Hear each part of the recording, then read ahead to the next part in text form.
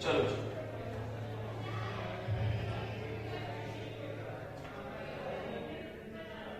तो भी हमें आज लॉ स्टार्ट करने की सोच रहे हैं, ठीक है जी। कुछ लॉ स्टार्ट कर देते हैं। लॉ वाली जो यूनिट है उसमें क्या क्या है मालूम है? ये वाली जो यूनिट है इसमें क्या क्या है? बिजनेस लॉ, फिर कंपनी लॉ, फिर ऑर्गेनाइजेशन एंड मैनेजमेंट, जिसको आप बॉम भी बोलते हो, बिजनेस ऑर्गेनाइजेशन एंड मैनेजमेंट, और कोई लॉ बच गया क्या? Tax law, business law, company law, tax. ठीक है जी। ये जो बिजनेस लॉ है,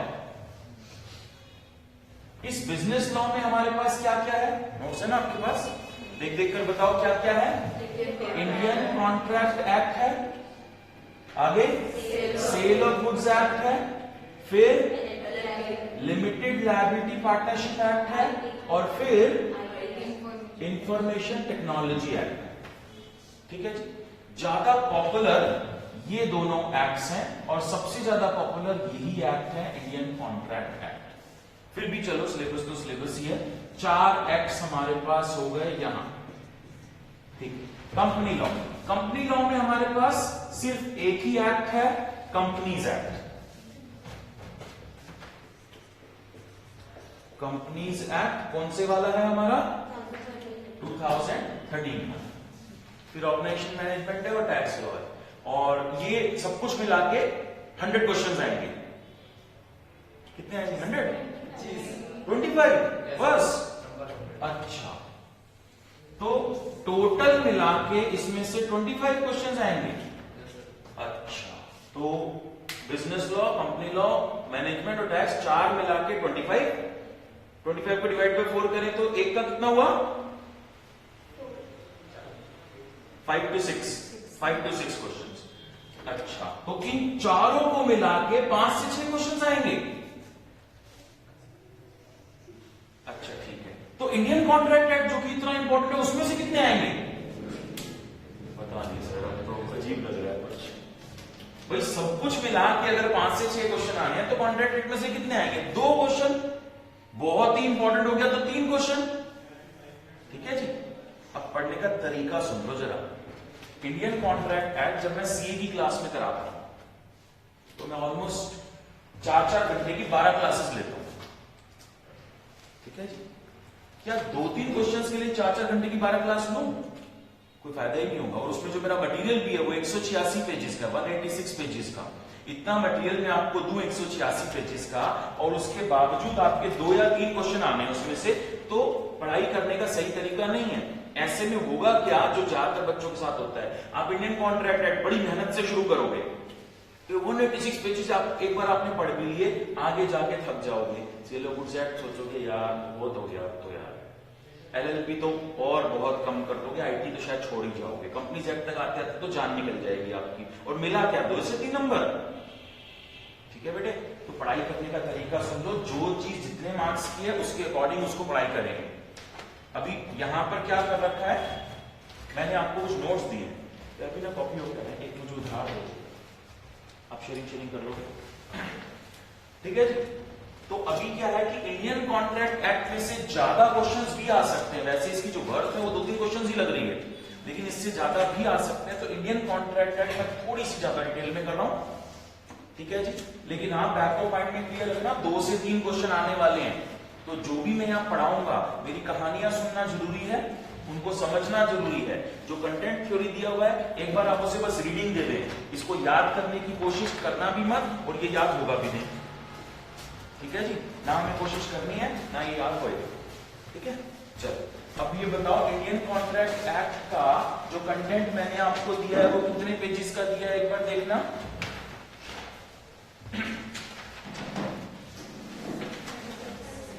ऑलमोस्ट 36 पेजेस का कंटेंट आपको दिया हुआ है। ठीक है जी। अब तो ये सोचो कि वो 186 पेजेस रिड्यूस करके मैं 36 में ले आया।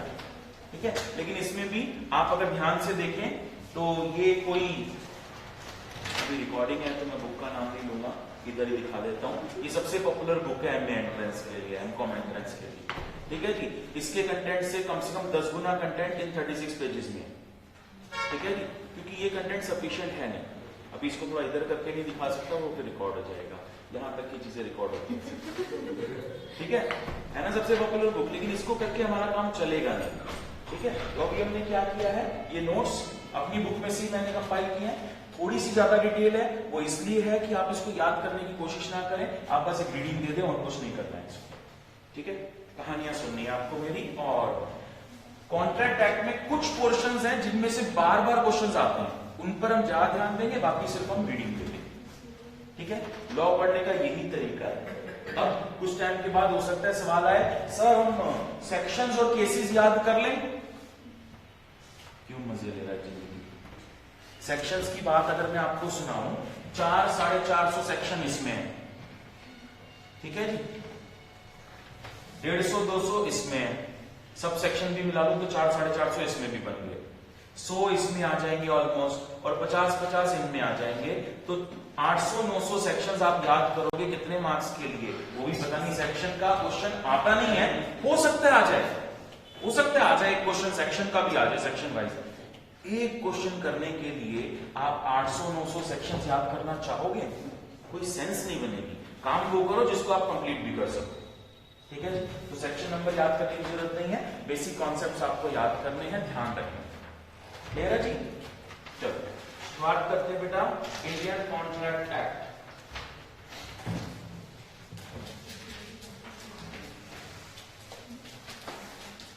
सबसे टाइम आपको इंडियन कॉन्ट्रैक्ट एक्ट और कंपनीज एक्ट में लगेगा, बाकी सब एक्ट छोटे छोटे हैं।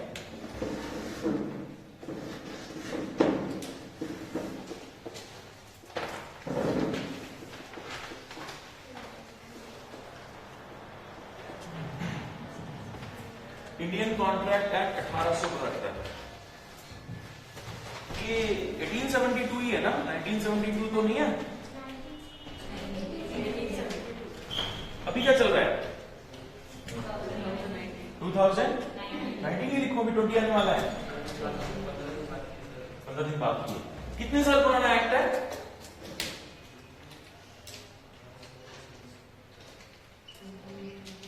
कितने साल पुराना एक्ट है, 150 साल पुराना, ऑलमोस्ट लगभग 150 साल पुराना है। 150 साल पुरानी चीज पढ़ रहे हो आप। सुनो अब क्या हो रहा है, अभी ना हमारे लॉ में बड़े सारे चेंजेस आते जा रहे हैं। आपने देखा होगा पिछले 6 महीने बड़े सारे चेंजेस आ गए हैं। वो कोई भी हमारा एक्ट JNK में नहीं लगता था, अब वो UT बन गया है, तो कहानी वहां से अलग हो जाएगी, और बड़ी सारी चीजें चेंज रहेंगी। खैर फिलहाल वापस आते हैं बेटा, ये इतना पुराना ही है। अब ये बताओ आजाद कब हुए थे, बेसिक फिलॉसफी वहीं से स्टार्ट होती है। देखो आजाद कब हुए थे, 15 अगस्त 1947, क्योंकि सर हम उसी दिन पतंग उड़ाते हैं, इसलिए हम उसी दिन आजाद हुए। बेटा लॉ की नजरों में आप ये समझ लो, अगर लॉ समझना है ना तो ये बेसिक बात समझ लो कि ये सही नहीं है। उस दिन अनाउंसमेंट हुई थी कि आप आजाद हो, आपने झंडा लगा लिया, पतंगे उड़ा ली। लॉ के नजरिए से उससे कोई फर्क नहीं पड़ता। लॉ का नजरिया होता है जब तक आपका खुद का कॉन्स्टिट्यूशन नहीं है, हम आपको आजाद नहीं मानते। तो आपका कॉन्स्टिट्यूशन यानी कि संविधान कब बना था, तो एज पर लॉ हम ये डेट लेके चलते हैं।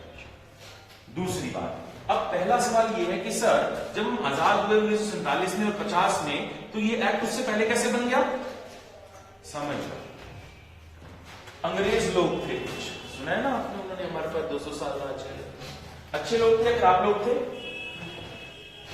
अच्छे लोग थे, खराब लोग थे, कैसे लोग थे वो, खराब लोग थे। मूवीज देखिए, अत्याचार करते थे हम पे, आजकल तो उसी जमाने की मूवीज बन रही है दोबारा। सुनो, लॉ के नजरिए से ना समझना शुरू कर दो, अच्छे लोग थे। एज पर लॉ देखोगे तो वो अच्छे लोग थे कि हमारे यहाँ पर क्या था, उनसे पहले राजे महाराजाओं के रूल चलते थे। आंख के बदले आंख और मां के बदले मां चलता था। सर इसने मेरी आंख फोड़ दी, राजा कहता था ले आओ इसको और इसकी भी आंख फोड़ दो यहाँ पर लाके। सर इसने मेरी मां को मार दिया, ले आओ इसकी मां को यहीं पर ही मार दो। ऐसे कानून थे तुम्हारे।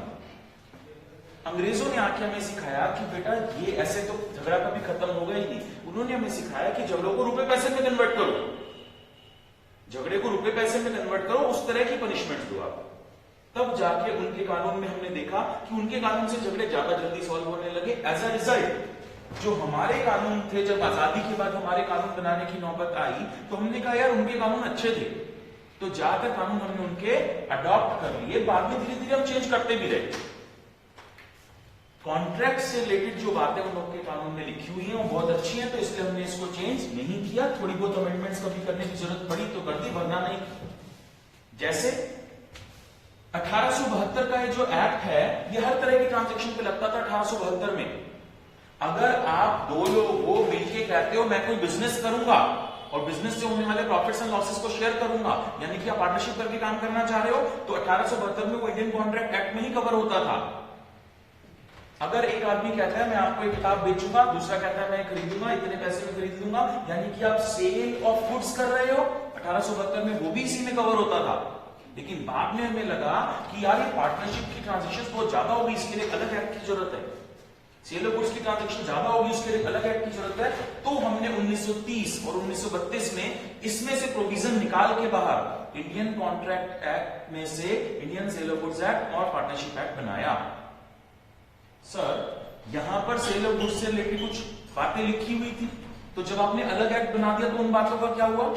काफी बातें चलती थी और जो स्पेसिफिक थी वो डिलीट कर दी हमने। ठीक है जी। तो पहला सवाल, sale of goods act and partnership act का ओरिजिन कहां से हुआ? उनका ओरिजिन हुआ इंडियन कॉन्ट्रैक्ट एक्ट से ही, क्योंकि यही हमारा सबसे पुराना एक्ट है। इसमें से निकल के वो एक्ट बने। क्लियर थी बात? ये सब मल्टीपल चॉइस में आ जाएगा और यहां पर भी लिखा हुआ है, अभी खाली सुन लीजिए। चलो अब बात आई कि हम लॉ बनाते ही क्यों हैं। कानून की जरूरत होती है कि अपने हिसाब से कुछ भी डील कर लो। मैंने एक बच्चे से सवाल पूछा, उसने जवाब नहीं दिया, मैंने बंदूक निकाली, गोली मार दी, पढ़ता तो नहीं, फिर इसके जीने का क्या फायदा? ऐसा करना चाहिए? नहीं करना चाहिए। लॉ किस लिए बनता है? Law is for correct conduct in life. हम एक दूसरे से वैसे बिहेव ना करें जैसे हम चाहते हैं, हम वैसे बिहेव करें जैसे हमें करना चाहिए, उसके लिए लॉ बनते हैं। ठीक, अब कॉन्ट्रैक्ट की बात करते हैं, सीधा समझना। सबसे पहले एक टर्म होती है ऑफर। ऑफर क्या होता है? जब हम सामने वाले को बोलते हैं यार मैं तेरे लिए करना चाहता हूं या नहीं करना चाहता हूं, तो बोलते हैं हम ऑफर दे रहे हैं। मैं आपको ये मारकर बेचना चाहता हूं तो मैं आपको ऑफर दे रहा हूं। ठीक है, करने के लिए तो ऑफर समझ में आ गया, ना करने के लिए ऑफर कैसे हो सकता है समझना है। एग्जांपल से समझा। ये सेलर है या क्रेडिटर है, ये डेटर है। इसने 1000 रुपए इसके देने हैं। ड्यू डेट पर डेटर ने क्रेडिटर के पैसे नहीं दिए, तो अब क्रेडिटर क्या करेगा? क्रेडिटर इस पर केस करेगा कोर्ट में जाके। ठीक है, अब डेटर ने क्रेडिटर को बोला सर आप मुझ पर केस मत करो, मैं आपको 1100 रुपए दे दूंगा, 1000 आपके जो देने थे वो 100 रुपए पेनल्टी भी दे दूंगा।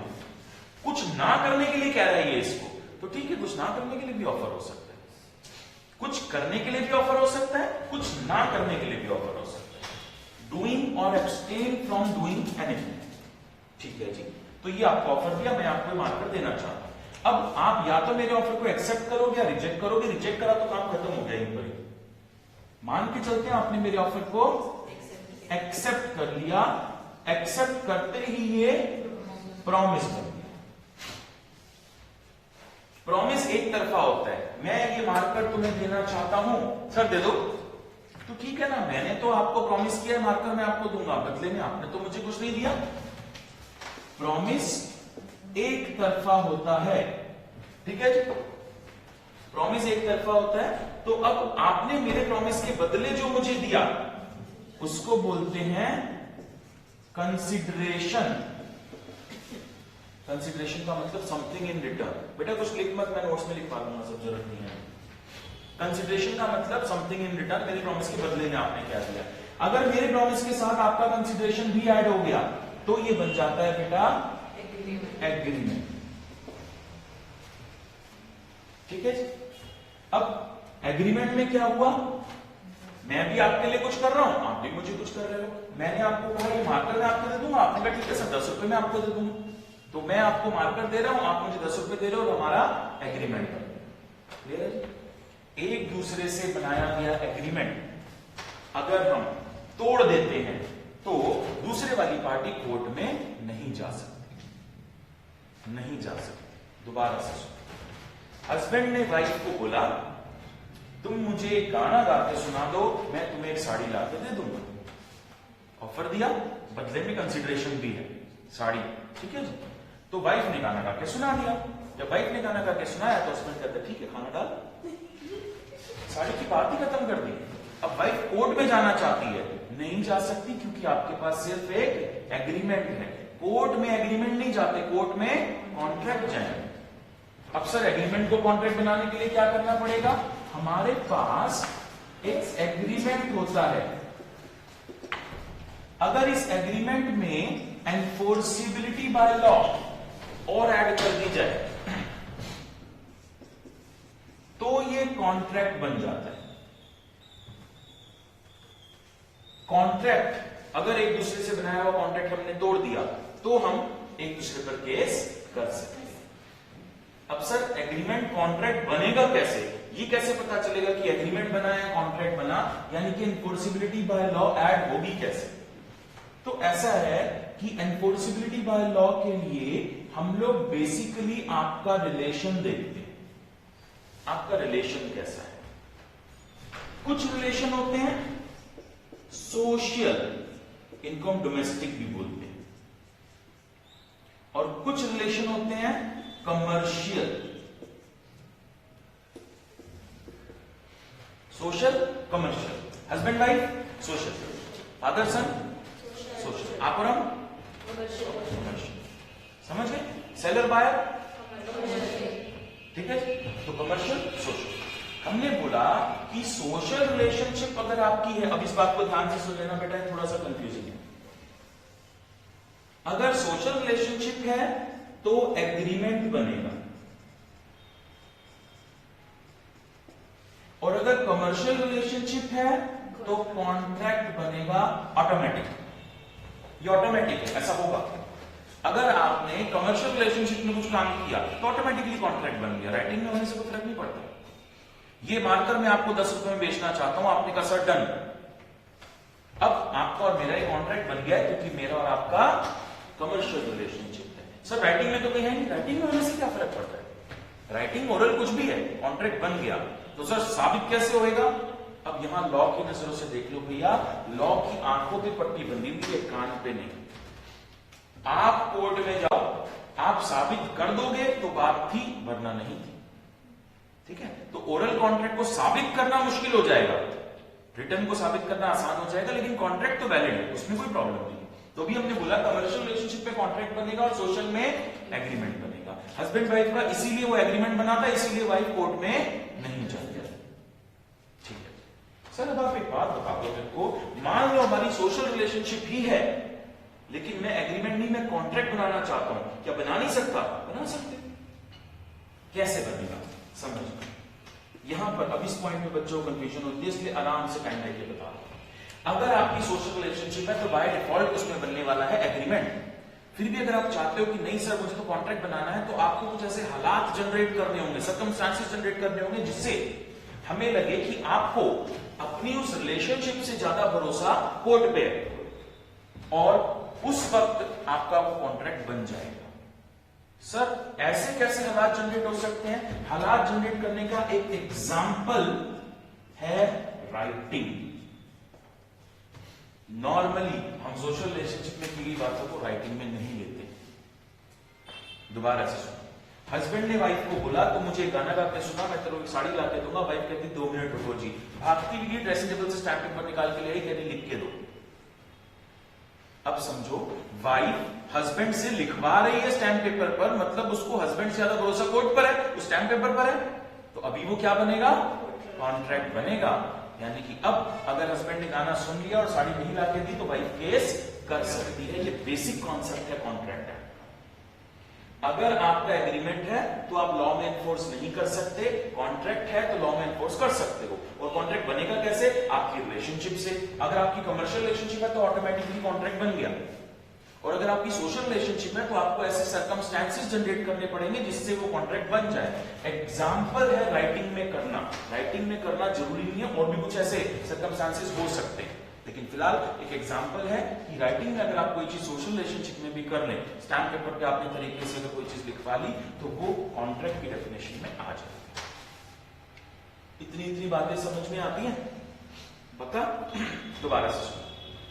ये मार्कर मैं आपको 1 करोड़ रुपए में बेचना चाहता हूं। आपने कहा ठीक है सर, डन। कहां तक पहुंचे? यहां तक पहुंचे, यहां तक पहुंचे, यहां तक पहुंचे, यहां तक पहुंचे। ये मार्कर मैं आपको 1 करोड़ रुपए बेचना चाहता हूं। आपने कहा सर ठीक है, डन।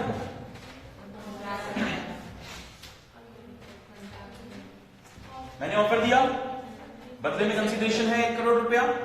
आपने हाँ कर दिया तो हम सीधा सीधा कॉन्ट्रैक्ट तक पहुंच गए। ठीक है जी। सर 1 करोड़ रुपए इस मार्कर के लिए कुछ ज्यादा नहीं है। वो लॉ का सरदर्दी नहीं है। मैं 1 करोड़ में बेचना चाहता हूं, आप 1 करोड़ में खरीदना चाहते हो, तो अब लॉ बीच में नहीं आएगा। यानी कि लॉ ने सिर्फ इतना बोला कि कंसीडरेशन होनी चाहिए। वो बहुत ज्यादा है या बहुत कम है, वो लॉ की सरदर्दी नहीं है। एक बर्गर आप 10 रुपए का भी खाते हो और 500 रुपए का भी खाते हो, लॉ की मर्जी नहीं है। 500 रुपए वाला 500 में बेचने को तैयार है और आप 500 में खरीदने को तैयार हो, तो उनको कोई प्रॉब्लम नहीं है। बात समझ में आती? कंसीडरेशन होना चाहिए, एडिक्वेट होगा, जरूरी नहीं है कि ज्यादा या कम होगा। जैसा मर्जी रखो, उसमें हमको कोई प्रॉब्लम। क्लियर है जी यहां तक? चलो बेटा अब आप आ जाओ जरा एक बार 1.2 पर।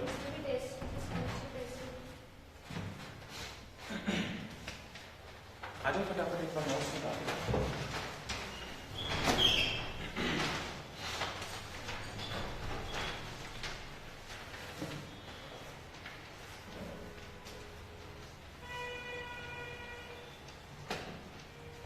अच्छा, लॉ में ना मैं एक चीज सजेस्ट करूंगा आपको कि जो भी लिखना है वो इन नोट्स पर ही लिखो। अलग से कॉपी बनाने की कोई जरूरत नहीं। इतना सब नहीं लिख पाऊंगा कि अलग से कॉपी बनानी पड़े, क्योंकि कॉपी में क्या होगा, जब कल को आप, मैं अपने एक्सपीरियंस से बता रहा हूं, जब कल को आप रिवीजन करने बैठोगे ना, तो आप नोट्स और कॉपी दोनों लेकर बैठना पड़ेगा, जो कि आप कर नहीं पाओगे। आप नोट्स में ही सब कुछ लिखो ताकि नोट्स आपके हाथ में रहेंगे और उसमें आप लिखते जाओ। अभी 2 बच्चों के पास में भी आ जाते हैं, फिर लिखते हैं। हाँ जी, इंडियन कॉन्ट्रैक्ट एक्ट, इसमें सीधा आ जाते हैं। सेकंड हेडिंग जो है स्कीम ऑफ द एक्ट, ठीक है? Scheme of the act. Scheme of the act में सबसे पहले जनरल प्रिंसिपल्स ऑफ कॉन्ट्रैक्ट, और उसके बाद है स्पेसिफिक काइंड ऑफ कॉन्ट्रैक्ट। मिल गया? अब सुनो बेटा कि जनरल प्रिंसिपल्स जो है उसमें क्या होता है, कॉन्ट्रैक्ट क्या होता है, कैसे बनता है, कैसे एग्रीमेंट बनता है, कंसीडरेशन क्या होता है, बेसिक बातें लिखी। कितने सेक्शन हैं ये? 1 to 75 का, ठीक है? इसके बाद क्या है? Specific kind of contract, contract maternity guarantee, bailment plays and agency. बेटा ये आपको याद करना है, कॉन्ट्रैक्ट एक्ट में कितने स्पेसिफिक टाइप ऑफ कॉन्ट्रैक्ट दिए हुए हैं? 3 तरह के, indemnity guarantee, bailment plays and agency. Section कहां से स्टार्ट है इनका? सर 75 तक उधर चला गया, 124 इधर आ गया, 75 से 24 कहां गया? पहले था, बाद में चला गया। कहां चला गया बेटा? सेल ऑफ गुड्स एक्ट में चला गया, पार्टनरशिप एक्ट में। समझ गए? वो इधर से डिलीट कर दिया। चलो आ जाओ जी, डेफिनेशन ऑफ कॉन्ट्रैक्ट जो बोल्ड किया हुआ है इसको अंडरलाइन कर लेंगे। An agreement enforceable by law is a contract. हाँ जी, समझ गए? Agreement enforceable by law is a contract. और एनफोर्सेबल बाय लॉ कैसे होगा? रिलेशन देखेंगे, सोशल है तो राइटिंग एक एग्जांपल है, और कमर्शियल है तो फिर कोई दिक्कत ही नहीं है। समझ में आती है कि बात? चलो अब ये जो लिखा हुआ है ये देखो, इक्वेशन टिक कर लो। Proposal plus acceptance is promise. Proposal arrow बना के लिख लो, ऑफर। प्रपोजल, ऑफर, एक।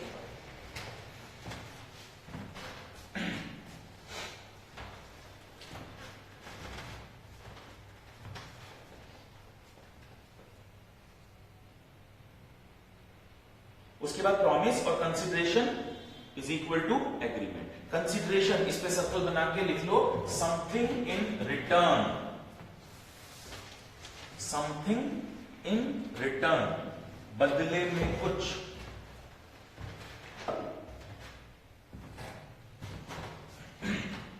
समथिंग इन रिटर्न यानी कि बदले में कुछ। ठीक है जी, फिर एग्रीमेंट और लीगल एनफोर्सिबिलिटी। क्लियर है जी। अब लीगल एनफोर्सिबिलिटी पे एरो बना के ये कॉपी कर लो, सोशल डोमेस्टिक, कमर्शियल, कमर्शियल में कॉन्ट्रैक्ट, सोशल डोमेस्टिक में एग्रीमेंट, और एग्जांपल राइटिंग करके फिर कॉन्ट्रैक्ट।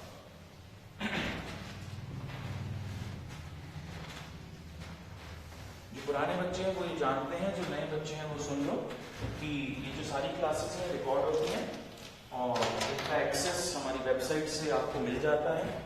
आपके फोन में आप ये कोई क्लासेस रिवाइज करना चाहें तो आप बाद में उसको प्ले करके रिवाइज कर सकते हैं।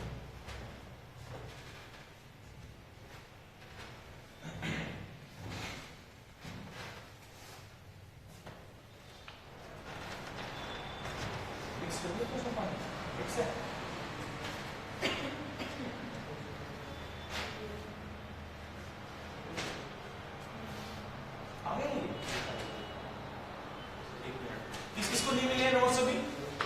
तीन, एक उधर और दो पीछे, दो पीछे, पीछे पीछे पीछे।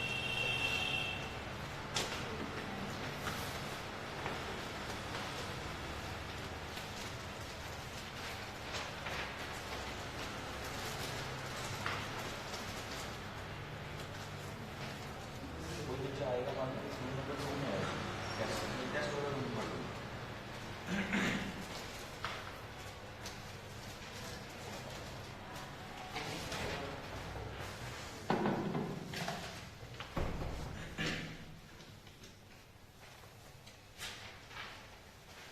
हो गया जी।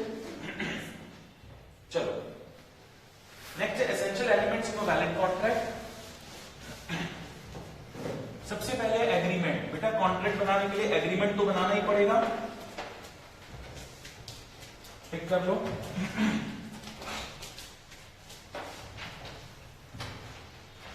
हाँ जी, एग्रीमेंट में दो चीजें होनी चाहिए। पहला तो प्लुरैलिटी ऑफ पर्संस, दो या दो से ज्यादा लोग होंगे, आप अपने आप से कोई एग्रीमेंट नहीं बना सकते। नेक्स्ट है consensus ad idem, consensus ad idem. Arrow बना के लिखो, सेम थिंग,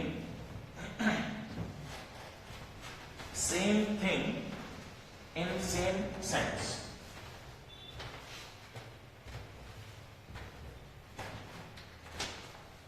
देखो कोई भी एग्रीमेंट हम बनाते हैं तो उसमें कंसेंसस एट आइटम होना जरूरी है, same thing in same sense. समझ, देखो एक सेलर है, इसके पास एक रेड कलर की कार खड़ी है और एक ब्लैक कलर की कार खड़ी है और दोनों का मॉडल सेम है, कोई भी मॉडल, दोनों सेम मॉडल्स हैं। ठीक है, बायर आया, उसने बाहर गाड़ियां खड़ी हुई देखी, ठीक है, बायर ने सिर्फ रेड कार ही देखी, ब्लैक नहीं देखी। ये बायर के दिमाग की बात है। सेलर के दिमाग में क्या है? सेलर रेड वाली कार सुबह ही बेच चुका है, सिर्फ डिलीवरी होनी बाकी है, उसको अब सिर्फ ब्लैक कार ही बेचनी है। बायर आके बोलता है ये जो बाहर गाड़ी खड़ी है ना, ये मेरे को पसंद है, 10 लाख में बेचोगे? बायर के दिमाग में कौन सी कार है? रेड वाली। बायर के दिमाग में रेड वाली कार है, ठीक है। सेलर ब्लैक बेचना चाहता है, सेलर के दिमाग में ब्लैक चल रहा है, तेरा ब्लैक वाली कार 10 लाख में बेचना, नहीं जी मैं तो 11 लाख में दूंगा। बार्गेनिंग हो गई, बार्गेनिंग होते होते डन हो गया कि सेलर बायर को ये कार 10,50,000 रुपए में सेल करेगा। सब कुछ ठीक है, लेकिन एक प्रॉब्लम है, जो वर्ड कार है उसका कुछ और मतलब बायर के दिमाग में, कुछ और मतलब सेलर के दिमाग में, यानी कि कंसेंसस एट आइटम नहीं हुआ। इस तरह का कोई भी कॉन्ट्रैक्ट होगा तो वैलिड कॉन्ट्रैक्ट नहीं माना जाएगा, क्योंकि एग्रीमेंट ही वैलिड नहीं है। हम समझ ही नहीं पा रहे एक दूसरे की बात। मैंने आपको कहा एमकॉम एंट्रेंस से पक्का पास करा दूंगा, एक पेटी ले आना बस, ठीक है जी। अब क्या हुआ, बच्चा अगले दिन, बच्चे के पापा का मंडी में काम था, आम की पेटी ले आया। अब वो पेटी वर्ड का जो मतलब है वो अलग था बच्चे के दिमाग में और हमारे दिमाग में, तो क्या नहीं हुआ, कंसेंसस एड आइटम नहीं। ठीक है जी, चलो आगे आ जाओ जी। Intention to create legal relationship. ठीक है जी, इसमें अब आप ये बताओ बेटा, सारे एग्रीमेंट्स जो होते हैं वो कॉन्ट्रैक्ट बन जाते हैं क्या? नहीं, सिर्फ वही एग्रीमेंट कॉन्ट्रैक्ट बनते हैं जो लीगली एनफोर्सेबल होते हैं। ठीक है जी, चलो तो बेटा अंडरलाइन करेंगे जो बोल्ड किया हुआ सेंटेंस है थर्ड लाइन में। All contracts are agreements, contract बनने से पहले एग्रीमेंट तो बनेगा ही बनेगा, but all agreements are not contracts. Clear है जी? चलो इसमें ना एक पॉपुलर, मैंने तो ये राम सिंह और कलावती वाला केस आपको बताया कि हस्बैंड वाइफ गाना और साड़ी, ठीक है, सेम वही एग्जांपल हो गया। दूसरा जो भी है ये पॉपुलर केस है, बेल्फोर वर्सेस बेल्फोर का केस है। इसमें हुआ क्या, हस्बैंड ने वाइफ को वादा कर दिया था कि आप अपनी मम्मी की यहीं पर रुक जाओ, तबीयत खराब थी वाइफ की, तो उसने बोला अपनी मम्मी की यहाँ पर रुक जाओ, मैं हर महीने आपको कुछ कुछ पैसे दिया करूंगा। और वाइफ ने कुछ टाइम तक तो पैसे रिसीव करे, उसके बाद हस्बैंड ने पैसे देने बंद कर दिए। तो कोर्ट ने एस्टैब्लिश किया कि हस्बैंड ने वाइफ को अगर कुछ पैसे देने का वादा किया तो वो आपका डोमेस्टिक रिलेशनशिप में वो कॉन्ट्रैक्ट नहीं बनेगा। ठीक है, ठीक, आगे चलो। नेक्स्ट है लॉफुल कंसिडरेशन।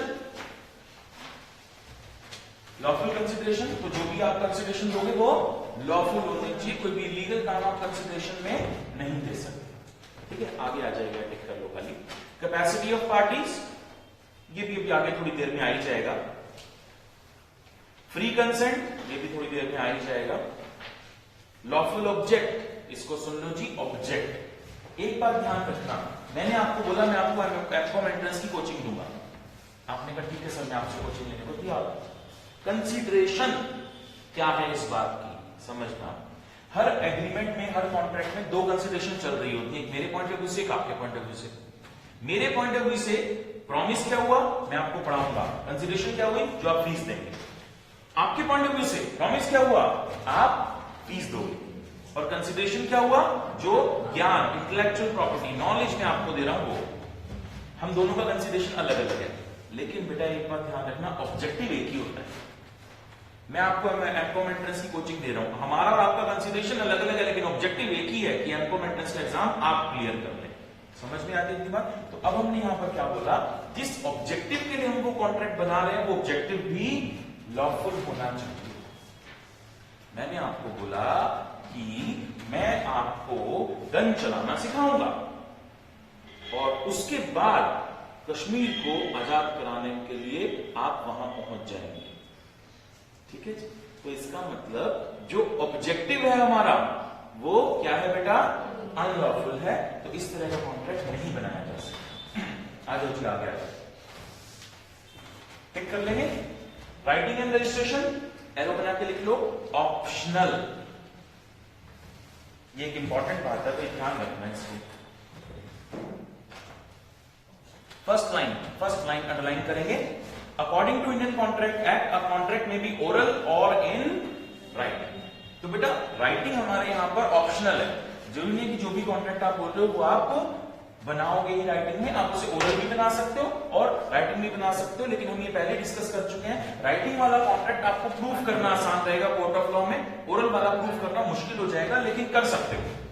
भाई हमने कोई ओरल कॉन्ट्रैक्ट बना लिया, 4 गवाह तो होंगे ना, वो गवाह की मदद से हो सकता है मैं साबित कर दूं ओरल को, ठीक है, लेकिन वैलिड। आगे सर्टेनिटी, जो भी कॉन्ट्रैक्ट आप बनाओगे वो बिल्कुल सर्टेन होना चाहिए, उसमें जो टर्म्स है वो बिल्कुल सर्टेन होना चाहिए।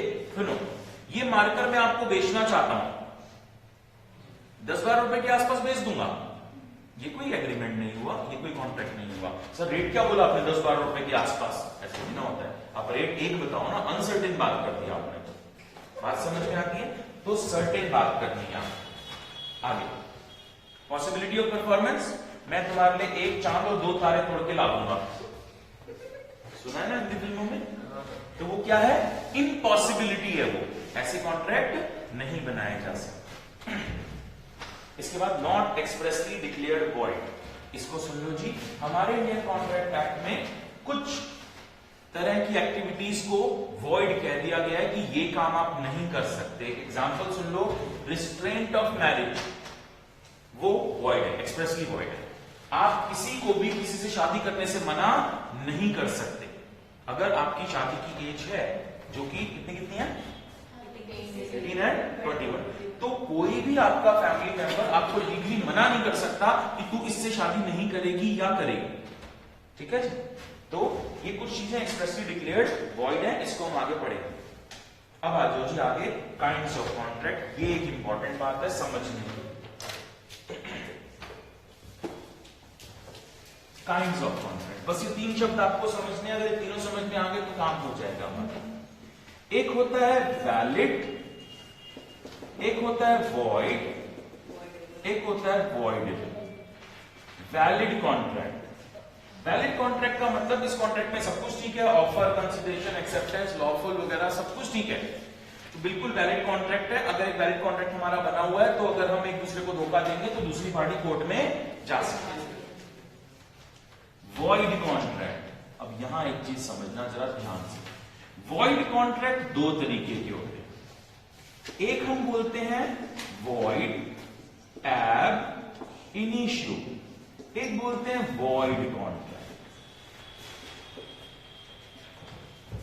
वॉइड एब इनिशियो का मतलब जो डे 1 से ही वॉइड है, पहले भी वॉइड था, बीच में भी वॉइड था, अभी भी वॉइड है।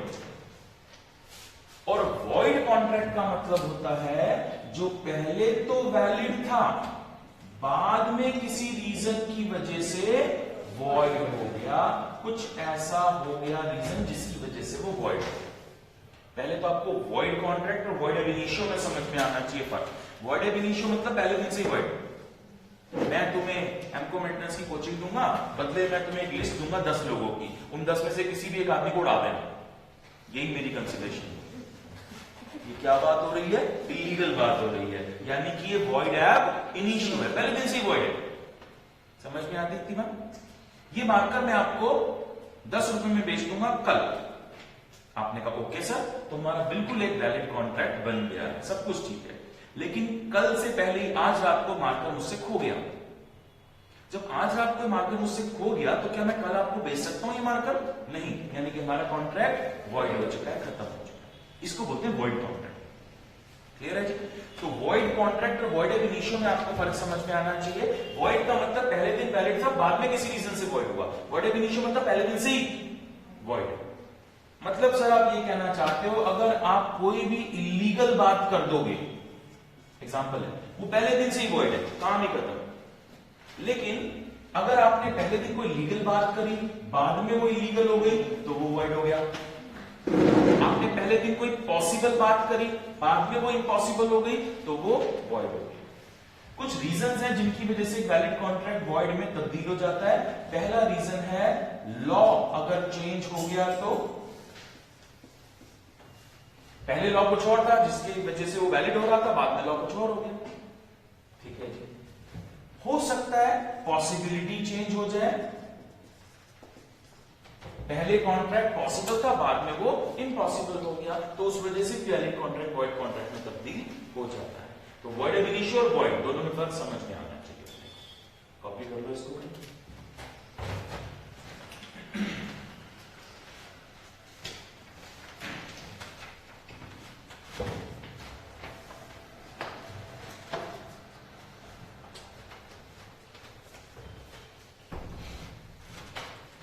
पूरा कॉन्ट्रैक्ट एक्ट हम इतनी डिटेल में नहीं करेंगे क्योंकि इतनी रिक्वायरमेंट नहीं है, लेकिन बेसिक चीजें जहां तक चलेंगी वहां तक डिटेल में करेंगे, क्योंकि ज्यादातर क्वेश्चन जो है ना वो बेसिक चीजों पर ही पूछे जाते हैं।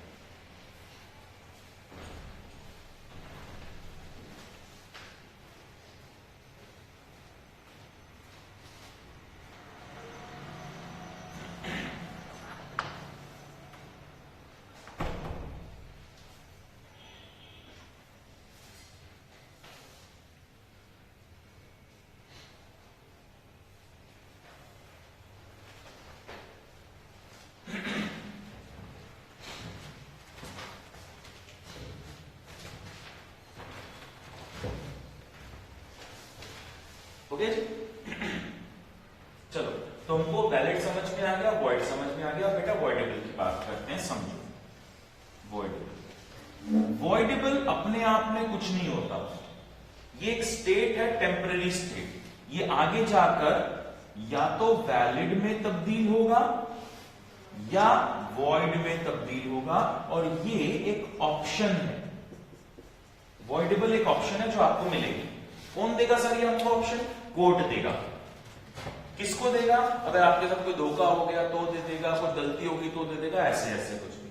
दोबारा से सुनो, देखो, मान लो आपके साथ किसी ने धोखा करके कोई कॉन्ट्रैक्ट बना दिया, आप कोर्ट में चले गए, कोर्ट ने आपको बोला बेटा तेरे साथ धोखा हुआ है, तेरे को मैंने ऑप्शन दे दी वॉइडेबल की, जा तू वॉइडेबल कर ले कॉन्ट्रैक्ट। अब वॉइडेबल का मतलब ये हो गया, आपको ये डिसाइड करना है कि आपको कॉन्ट्रैक्ट वैलिड रखना है या वॉइड करना है। अगर आपने वॉइड कर दिया तो कॉन्ट्रैक्ट खत्म, और अगर वैलिड कर लिया तो कॉन्ट्रैक्ट चलता रहेगा, आप उसी धोखे को कंटिन्यू करो। अब हो सकता है आप में से किसी के दिमाग में भी आ रहा हो, सर अगर मुझे कॉन्ट्रैक्ट वैलिड ही करना होता तो मैं कोर्ट में क्यों जाता? बेटे 1872 में भी लोगों में इतना दिमाग था, इस हिसाब से कानून बनाया गया, 2020 में भी बिल्कुल सही चल रहा है। समझ में बात हो रही है 1990 की। एक सेलर ने बायर को एक प्लॉट ऑफ लैंड बेच दिया 1 करोड़ रुपए में धोखा देकर, जबकि उसकी मार्केट वैल्यू सिर्फ 10 लाख ही थी। तो इसने कहा जी ये तो धोखा हो गया मेरे साथ, ये चला गया कोर्ट में। कोर्ट में केस चलता रहा, आ गया 2019 में कोर्ट का फैसला आ गया, जा बेटा तेरे साथ धोखा हुआ था, सही कह रहा है तू, ये ले वॉइडेबल की ऑप्शन। अब या तो तू वॉइड कर दे, उसका प्लॉट वापस कर, अपने 10 लाख वापस ले ले, विद इंटरेस्ट ले लियो, कोई बात नहीं, और या फिर तू ये प्लॉट रख ले 10 लाख में। उसने 1 करोड़ का बेचा था, 1 करोड़ रुपए वापस मिल जाएंगे आपको विद इंटरेस्ट। अभी वो जो प्लॉट है 100 करोड़ हो गया, अब ये क्या करेगा? वापस करेगा? यार तूने मेरे साथ धोखा किया था 1990 में, लेकिन कोई बात नहीं, मैं तेरे को माफ करता हूं, ऐसे ही करेगा ना। तो बेटे वॉइडेबल में कई बार आप वैलिड भी करना चाह सकते हो सकता है सर्कमस्टेंसेस चेंज हो जाए, तो हमने आपको ऑप्शन दे दी, जबरदस्ती नहीं आपको क्या करना है, हमने आपको ऑप्शन दे दी क्योंकि आपके साथ धोखा हुआ है। तो हम ये नहीं चाहते कि अभी पता चले 20 साल बाद फिर आपको वापस ही करना पड़ जाए, दोबारा धोखा हो गया है तो, ठीक है। तो हम आपको क्या ऑप्शन देते हैं? वॉइडेबल की। फ्रॉड के केस में वॉइडेबल की ऑप्शन आती है, हम आगे जाके सीखेंगे, और कई केसेस में वॉइडेबल की ऑप्शन आती है। तो हमको सिर्फ अभी ऑप्शन समझनी है, वॉइडेबल क्या होता है, कहां कहां ये ऑप्शन दी जाती है, बाद में देखेंगे। वॉइडेबल ऑप्शन का मतलब एग्रीव्ड पार्टी जिसके साथ धोखा हुआ है, उसके पास ऑप्शन आ जाती है, या तो इस कॉन्ट्रैक्ट को वैलिड कर लो, आगे चला लो, या फिर आप इस कॉन्ट्रैक्ट को वॉइड कर दो और खत्म कर दो। दिस इज वॉइडेबल, ठीक है। इसकी डेफिनेशन एक बार पढ़ो, आ जाओ पेज नंबर 4 1.4। वॉइडेबल ऊपर अकॉर्डिंग टू सेक्शन 2। अच्छा देखो ये ना सेक्शन 2 सब सेक्शन 1, ठीक है।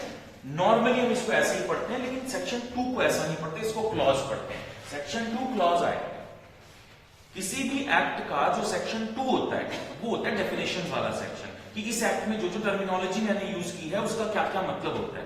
तो डेफिनेशन वाले सेक्शन में हम क्लॉज पढ़ते हैं, क्लॉज बोलते हैं उसको, सब सेक्शन नहीं बोलते, क्लॉज बोलते हैं, ठीक है। ये सिर्फ आपकी नॉलेज के लिए। आ जाओ जी, सेक्शन 2 क्लॉज आए में क्या लिखा है? An agreement which is enforceable by law at the option of one or more parties thereto but not at the option of other and others is a voidable contract. बेटा इसने बोला one or more party thereto, एक party को option मिलेगी, but not at the option of other and others, दूसरी party को option नहीं मिलेगी। तो बेटा बताओ किसको ऑप्शन मिलेगी और किसको नहीं मिलेगी? जिसके साथ धोखा हुआ है उसको ऑप्शन मिलेगी, जिसने धोखा किया है उसको ऑप्शन नहीं मिलेगी।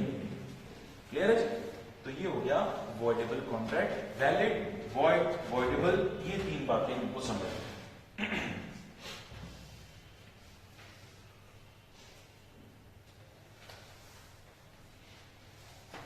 हो गया? चलो अब नीचे आ जाओ, 4th कैटेगरी अनएनफोर्सिबल कॉन्ट्रैक्ट। मिल गया? एनफोर्स करना होता है लॉ में लेकर जाना, कोर्ट में लेकर जाना। अनएनफोर्सिबल जिसको लॉ में एनफोर्स नहीं कर सकते। कई बार ऐसा होता है कॉन्ट्रैक्ट में ना कुछ टेक्निकल प्रॉब्लम्स रह जाते हैं जिसकी वजह से हम इसको लॉ में एनफोर्स नहीं कर सकते, ठीक है, कोई खास बात नहीं थी। आगे इलीगल या अनलॉफुल कॉन्ट्रैक्ट, कोई भी इलीगल चीज हो गई तो वो इलीगल कॉन्ट्रैक्ट माना जाएगा। बेसिकली ये हम लिख देते हैं ऐसे, पेपर में भी ऐसे आ जाता है, वरना इलीगल टर्म के साथ कॉन्ट्रैक्ट टर्म कभी यूज नहीं हो सकती। भाई कॉन्ट्रैक्ट की डेफिनेशन में क्या लिखा है? एनफोर्सेबल बाय लॉ, और अगर कोई चीज इलीगल है तो एनफोर्सेबल बाय लॉ कभी होगी नहीं। तो बेसिकली इलीगल कॉन्ट्रैक्ट बोलने में आता है, लेकिन इसका मतलब इलीगल एग्रीमेंट ही होता है, क्योंकि कॉन्ट्रैक्ट कभी इलीगल नहीं हो सकता है। ठीक है जी, तो ऑनलाइन कर लेंगे एक बार इसको। The word illegal means contrary to law, यानी कि लॉ के अगेंस्ट। नेक्स्ट है बेटा kind of contract from the point of view of mode of creation. Contract create कैसे हुआ उस पॉइंट ऑफ व्यू से टिक कर लो। Express, implied and constructed. Express, आगे एरो बना के लिखो यहीं पर ही, वर्ड्स, वर्ड्स शब्दों का यूज किया, ब्रैकेट में लिख लेना ओरल और रिटन।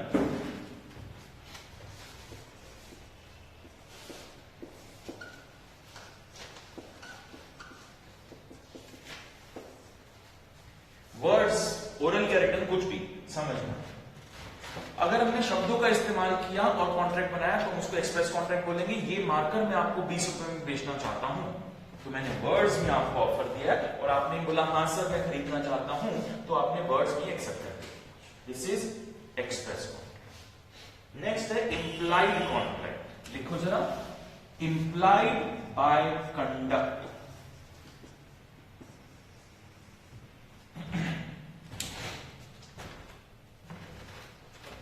Implied by conduct. ठीक है जी, कई चीजें ऐसी होती है जो हमारे कंडक्ट से ही पता लग जाती है, कोई ऑफर नहीं देते। समझो आपने क्या किया, आपने अपने सामान की पैकिंग चेकिंग करी, टैक्सी में रखा और आप रेलवे स्टेशन पहुंच गए। रेलवे स्टेशन पर आप टैक्सी वाले को पैसे दे रहे थे, अचानक एक आदमी भागता हुआ आया, उसने गाड़ी से आपका सामान उतारा और खड़ा हो गया भाई। ठीक है जी, कुछ बोला नहीं, बस सामान उठा के खड़ा हो गया। पहले तो सुन लो, अगर सामान उठा के भाग जाता तो उसको बोलते हैं चोर। भागा नहीं, खड़ा हो गया। सिर्फ उसने आपकी तरफ देखा, आपने उसकी तरफ देखा, आपने भी कुछ नहीं बोला, कोई वर्ड नहीं यूज हुआ, आप चलने लगे, वो आपके पीछे पीछे चलने लग गया।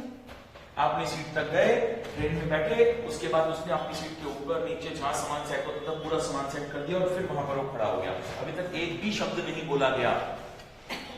अब आप उससे पूछोगे भाई साहब कौन हो आप, यहां क्यों खड़े हो?